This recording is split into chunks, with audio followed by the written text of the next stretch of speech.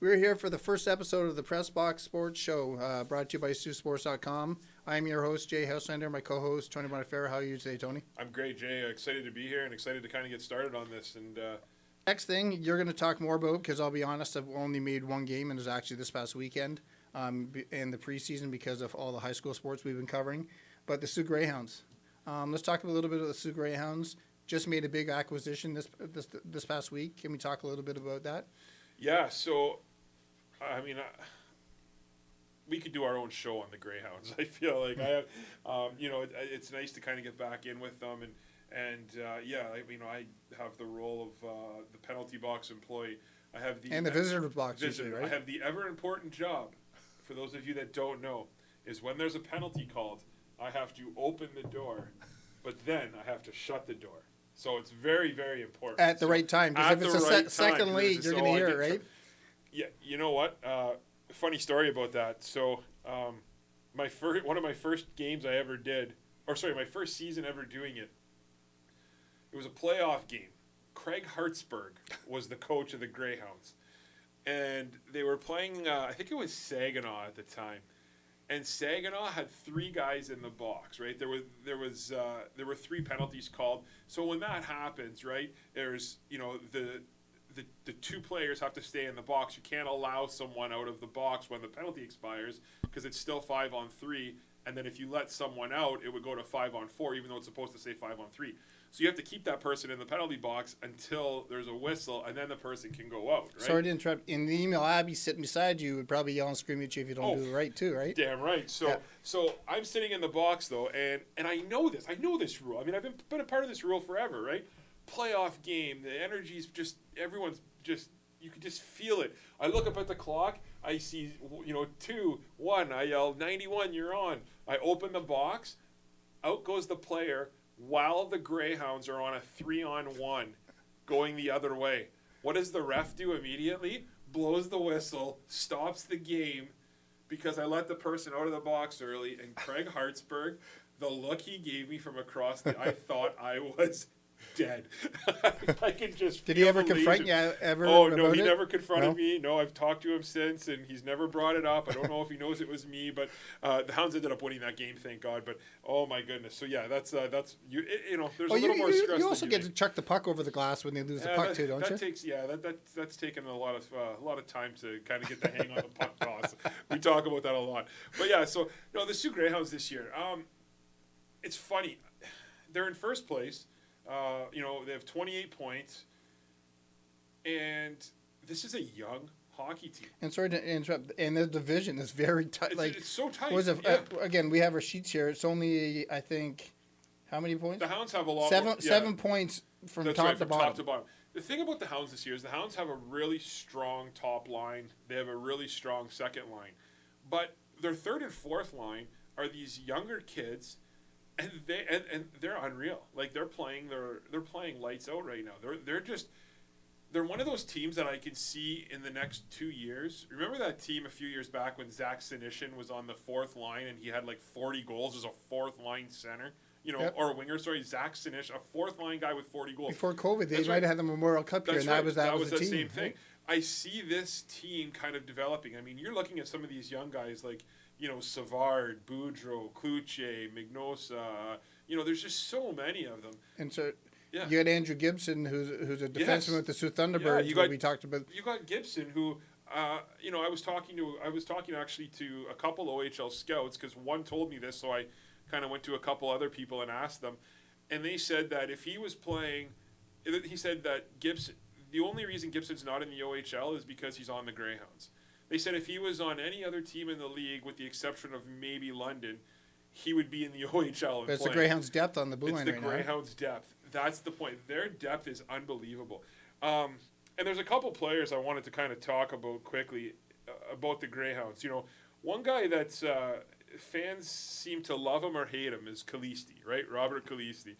And the thing about Kalisti is he is probably my favorite player to watch on the team. I love his game. I love the offense. I love how he brings a whole nother element to the game. Does he get caught sometimes? Absolutely he does. But he works his tail off to come back. And right? he'll muck it up too. And he'll right? muck it up. I love his game. And the thing about O'Rourke, I've heard some criticism about O'Rourke, and I don't really understand where it's coming from. And I can see why Hockey Canada wants him so bad. Because Ryan O'Rourke, I know this is terrible math, but on those, they call it those 50-50 pucks. On those 50-50 pucks, O'Rourke gets them 95% of the time. He wins puck battles that he has no business winning. That is what he does so well, and that's exactly why I think Team Canada wants him. This Greyhound team is fun to watch. I mean, obviously the pickup of Tucker Tynum, obviously goaltending has been a concern with this team all year. But sorry, yeah, no. When we training camp, we talked to a couple of the scouts during training camp, Yeah. and that when you're bringing in two 17-year-olds to try to be That's right. to back up a young team, it's hard, right? No, for sure. But the thing about Ivanov, which I love, is Ivanov has improved dramatically. I think he's a vet. I would think he was a veteran if I didn't know. You watched him early on, and it's kind of funny because sitting in the penalty box, you get to talk to the other players, and the other players will, they all get scouting reports on goaltenders, right? They all get scouting reports on goalies before the games and where to shoot and all this, right? And every so often they'll tell you, they'll be like, hey, what's going on with Ivanov? How's this? And we obviously don't tell them anything because we can't. But they would always say that the scouting report would always say that if you move the puck back and forth, he gets lost in his net a lot. So move the puck, have lots of puck movement because he would get lost in his net, and you would see that a lot.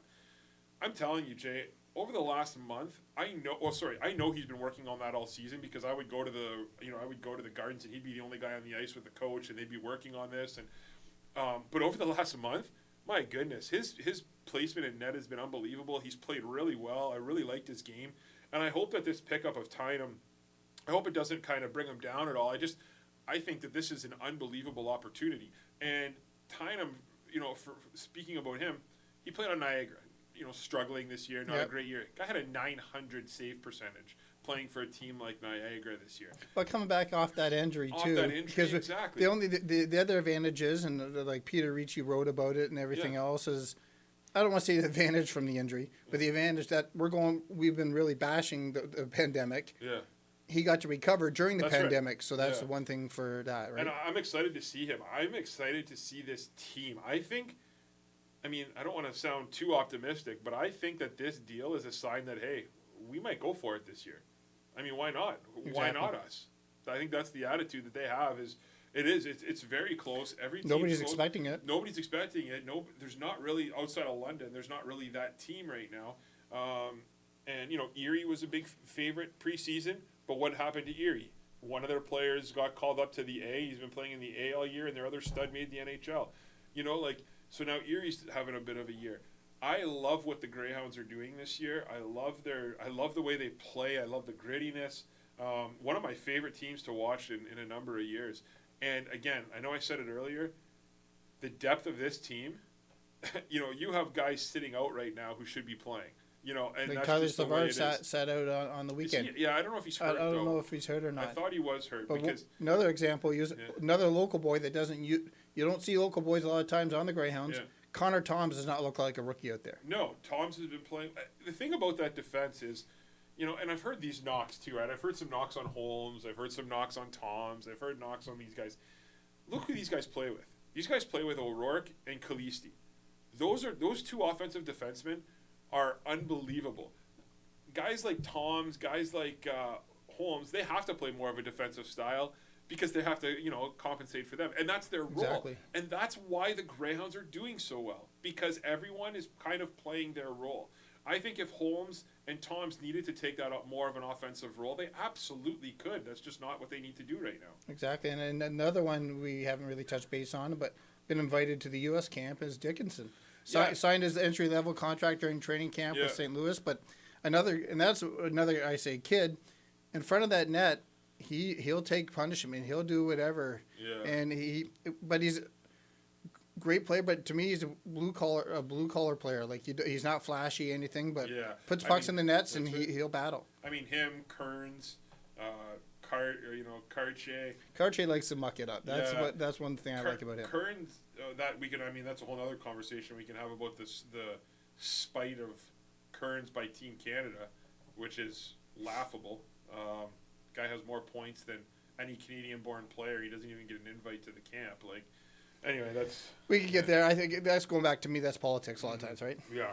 But I just think that this team, they're exciting to watch, and I think a whole other topic though that needs to be had is right now there's a max on how many people can go to the games. Right, they can only sell. I think it's 2,000. Actually, it's 740. No, 2,776 is the max, and they are selling that. But even when they weren't, that place was only half full. Yep. And and I know this is an issue that the whole OHL is having, right? How do we get fans back to the rink? But I go and people keep on getting on Sault Ste. Marie. The OHL as a whole, for last I used 20 years, have been a lot of the and it's not just Sault Ste. Marie. Oh, you're right. Is the 50 to 75 age category? Yeah. How we talked about mental health and that, but how do we get the younger groups, not just the Greyhounds, but to the OHL to watch a good hockey product? So I have a solution, and I don't know who's the head of marketing for the Greyhounds, but I mean, once they open this up again, what you need to do is you need to build that fan base again, because now with this COVID, you've lost now that whole older generation, that whole older demographic, like you're talking about, because a lot of them are scared to go to the games because of COVID and those types of things. So the Greyhounds need to usher in a new era of passionate fans. Tickets to go to a game right now, I understand that they're really expensive. I think they're like over $20 a ticket now or something, right? So if you want to take a family to a game, you're paying $100. Like I think they're more than 20. I think they're like $25 or $26 for a game. You're paying $150 just to go to a game. That's not including drinks, snacks, nothing like that. That's a lot. That's a lot of money for a family to put out.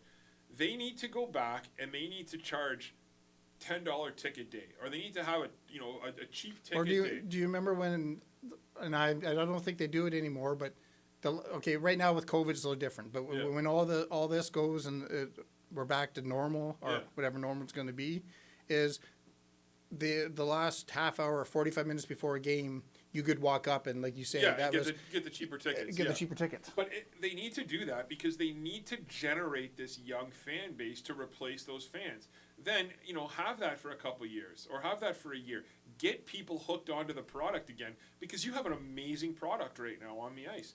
And, get people hooked on that, then start raising your prices back up or start getting back to normal. But right now, if you're a casual fan and you're sitting there and you're saying, am I going to spend, even if just you and the wife want to go out, do you want to spend $120 to go out, or would you rather watch it on the couch? People are going to say they'd rather watch it at home on the couch. And that's exactly it. And I go back at something. It's great that you can see it on Shaw, and Shaw does an amazing job on the broadcast. But almost, and I think I counted, probably about 65 to 70% of the games are on TV. Yeah. So people are saying, again, do I go pay that money? Yeah. Or because I get Shaw, I can just sit home and watch it. Yeah, and you know what? I've watched games on Shaw. They do a terrific job. They do a marvelous job. Matier, Cavallo, Fitzpatrick, they're all great. Like, they do awesome. But there's nothing like being at an OHL game. No. There just isn't. Like, we've all grown up there. Do you remember the Pinot Cares and the trumpet guy hanging off the glass? And that's the other thing I think the Hounds need to do. They need to kind of get back to some of that stuff. Like, when you go to a Greyhound game, remember at the old Gardens, they used to have that dog after every goal that would go across. Something as ridiculous as that. Kids would go to games just to watch this dog. I was actually talking to Bob Davies, who does all the photos, and he actually said it to, I don't know if it was Jerry Linscomb or somebody, because Bob does all the photos for the Greyhounds. And there was another gentleman who walked up, I don't know his name, and this was Sunday afternoon, and said they need to bring that dog back. Yeah. But the advantage now is, I remember the Gardens, there was a guy cranking it. That's all it was. Now it would be just a button. Yeah. But those are the type of things. Or something. I just think something like, so they need to just, like, they have such an amazing product on the ice. They have an amazing team that's working for them. They have an amazing, just group and kind of team atmosphere there. So that just needs to kind of spread like wildfire, right? You need to kind of light the fire. Not to go their opponents, but do it like London Knights do. They make it like an NHL show. Yeah, and the Hounds have done that, I think, Yep. though. Like, I love their pregame. I love the lights, The lights go out. flashing. I love the The fog. doghouse. Yeah, the doghouse, the fog. What I don't love is that there's only 2,000 people in the stands. Like, I'm picturing that, and this is, like, I got goosebumps right now thinking about this. Can you imagine that? The dog, the lights, the smoke, with a packed house, and everyone waving those flags. Yeah. Like, can you imagine? Like, I literally have goosebumps. Like just right thinking now, about it. again, numbers limited. That's right. But it's something when get back to. And I'm not comparing it. What's the new arena now? 10, 11 years, I think it is now. No, it's older than that. It's almost 20. Where I use going back to the old gardens. Yeah. And you walked in, and I know it's nostalgia, but you walked in and you were just so pumped up to be at a grand game. Oh, exactly. It's something that. Exactly. Like, And the rest of it's the whole OHL. Now, I'm not trying to be mean to the OHL, but you go to a game and it's just a hockey. Well, that's right. And That's what I'm saying. This isn't a Soo Greyhound problem. No. I mean, you watch Owen Sound. Owen Sound, who almost sells out every game. Hounds played down in Owen Sound on a Friday night or whatever it was. Saturday night, I was watching the game. Like, a quarter of the place was packed. Yeah. Like, there was nobody I think that's going there. back now because of technology. Yeah. You can watch it on your phone. No, for sure. Like, I love the Greyhounds so much. I love their team this year. I just wish there was a way to bring more fans in, right? And I'm not a marketing genius by any means, but I think because the people at the Gardens are doing what they're doing. I just think that whoever's I think that the ownership group, the management group, I think they need to put a lot of time and effort into kind of thinking, how do we get these new fans? Think right? outside the box. Think outside the box. How do we get? We've lost this demographic. We need to attract the new group, and COVID put a huge hole in that. Because now people didn't go to games last year. But I use it going the other way. People are going, and I think they only got 2 weeks in high school games. Yeah. And because we take the picture and everything else, and I stand to the side. And one game I was standing there between the second and the third when they do the ice and people walking. I counted over 250 at a high school game. Yeah. Again, how as the Greyhounds to get that demographic get to the Gardens. Yeah, and you know what? That's what they get paid the money for. I'm not. My suggestion. I know $10 tickets isn't realistic, but we're going to get private messages from Jerry and staff saying, "Guys, you can't do that." Yeah, no. They need to do something. They just need to do something to try and bring this group of people or this new fan base back to the Hounds. And listen, I understand how expensive it is to run this program and run this team. It's more expensive than any other team in the OHL to run the Greyhounds. Their costs are there, and I get that. You need to offset them somehow. However, I guess the argument would be, would you rather have, once things open up and everything's open again, would you rather have 2,500 people who pay $25 a ticket, or would you rather have 4,500 people and charge $15 a ticket? There's just I think that there's different ways to kind of do it, but again, that's why they get paid and to do that kind of stuff. We're sitting here talking about it. We're sitting here talking about it, exactly. And it's something again. We the show here is more about local sports, but tying into the Greyhounds, we do have to give a shout out to Boris Kachuk and Taylor Radish. Yeah. Same week, first NHL goals. Yeah, good for them. I mean, two guys who were friends, long before their OHL career. I still have a picture on my phone of before Taylor Radish was traded to the Greyhounds, because if you remember, he got traded the day after the World Junior Tournament. Yep. When they won the gold. He was probably still flying at the time. That's right. But that night, though, the night that they won the gold medal, there was a picture that was taken of Taylor Radish in a Greyhound jersey wearing his gold medal. And I think it was Kachuk's jersey, but, that was like the day before the trade happened. So, congratulations to both of those guys. And look at, man, Tampa Bay just keeps going. Like they draft better than any team in the and going back and having two rookies in their first season goal the same week. Yeah. Again, tying into the Greyhounds on talking about the junior Greyhounds, but the Greyhounds on their development, Absolutely, yeah. Yeah. No, but that's I could talk about the Greyhounds all day. Like I said, I think we need to do a weekly show just on the Greyhounds because with how well they're playing and with the excitement around that organization right now, like being in the press room and being around and just being around this team, it's just it's invigorating. Like guys will come to the box and they'll be like, holy geez, like I've had guys tell me that they can't take a break here against the Hounds because it's just go all four lines and I'm loving this team, and I'm not trying to pump their horses or pump them up too much, but I just want people to watch this team. If you're a hockey fan, we have one of the best teams in Canada playing just down the road. Exactly. Go see these guys. Like it is fun hockey.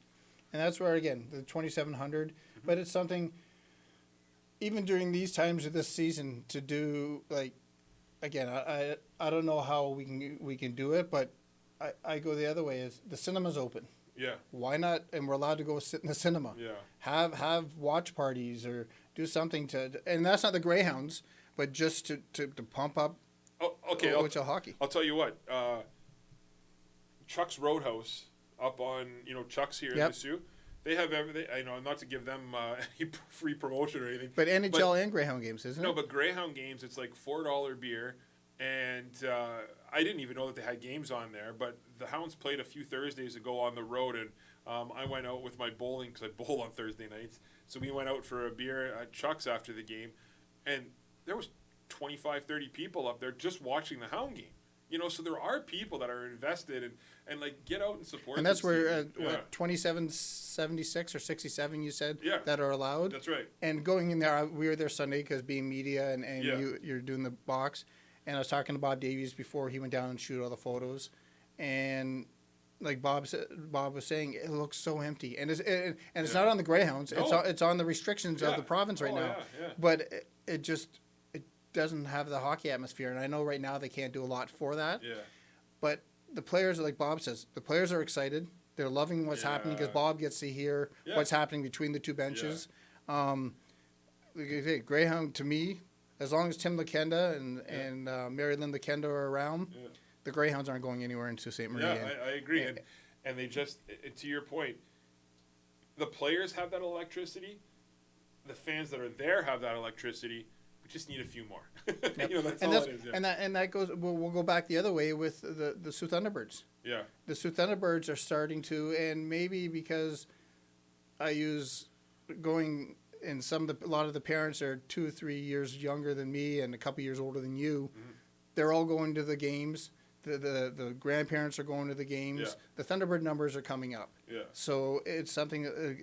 I just hopefully it trickles all the way through, right? Yeah, I know for sure. So yeah, like I said, we could talk about this one all day, but that's it for the Greyhounds, and obviously their games this weekend in Sudbury have been canceled. North Bay postponed. So that's 3 now that they have to make up. That is, but the advantage is it's only 3.5 hours down the road. And not only that, though, kind of helps the Hounds if you think about it. Because who's gone now?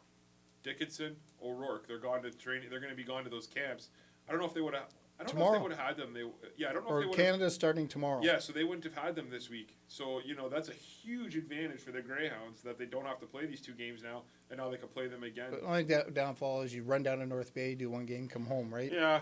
Sit for almost a week and then. Yeah, but you know what? I'm not even here to question the OHL schedule because the Saginaw Spirit played Guelph on so this quickly. I know we'll wrap up here because we've been on for a while, but so this is what Saginaw did. So Saginaw had a game Saturday night against Guelph. After the game, Saginaw had a jersey raffle. So the players, they were telling me about it in the box. So they didn't get home until after midnight on Saturday. They had to be back at the rink for 5 a.m. They drove from Saginaw to the Soo at 5 a.m. for a 2 o'clock hockey game. It's just, and you wonder why they, got blown out of the water, right? Like, I go back the other way in defense of Saginaw. They're playing, right? Yeah, and again, it's not against the kids, but the schedule right now is. And I don't think it's Saginaw's fault either. I just think it's just the way the scheduling is. Yeah. And you're right. Yes, they're playing, and that's important. But it's not easy on these kids. So, 1 quick trip down to North Bay and back for the Hounds. I mean, hey, you know what? Put all your eggs in that basket. And again, I have to look at my sheets here, and then they don't play. They play Thursday, Friday. And then they're off till January, so that's actually a earlier to me finish than most years. So. Yeah, and you know what? You don't know if that's necessarily good or bad either, right? Like these guys are only going to have 1 game over the next month, it seems, or close to. Kids get to go home, or a couple games. You're right. So it's kids get to go home, but you're on a pretty good swing right now. If you're the Hounds, you're pretty happy where you Yeah, are. exactly. Do you really want to kill this momentum, right? Because after Christmas is almost like a brand new season. And right? usually I know because talking to Jared, and this comes so often is usually their last trips. The mom and dads from Southern Ontario pick up That's right. the Make kids Christmas and they go party and at the 17th. That's still a week away from Christmas. Yeah. And again, we haven't talked to them, and maybe I'll find out. Maybe they come back for a few days because again, yeah, they're gelling so well. You That's don't want right. them to go home for almost a week and a half, 2 weeks. yeah, that's true.